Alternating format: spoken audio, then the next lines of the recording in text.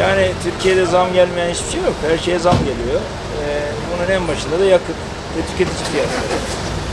İnsanlar da zamdan etkilenmemek için küçük bir oranda olsa, küçük bir bütçeyle yakıtını almaya gelmişse biz de yakıtımızı aldık. Yani alıştığımız bir durum.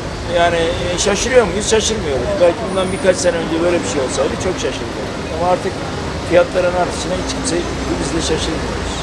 Yakıt almaya geldim. Bu kalabalığı görünce dedim ben de full. Zamlardan dolayı vallahi ne diyeyim, Allah herkese ödeme kolaylığı versin. Hayat şartları zor. Altınımız yükseldi. 1 milyar 60 oldu. Altın borcu olanlara, dolar borcu olanlara Allah yardım etsin. Zamlar, maaşlara zam gelirse bu insanların morali düzelir. Bu durum nasıl çözülecek diye bir şey değil. Bu durum nasıl çözülecek? Yapacağız zam moralimizi düzeltecek yani. Asgari ücret şu an 2800.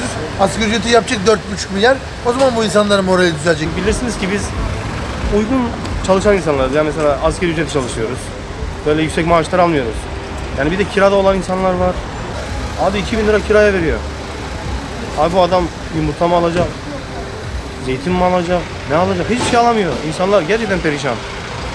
Yani gerçekten halkın arasına girip halkın derdini dinlemek lazım.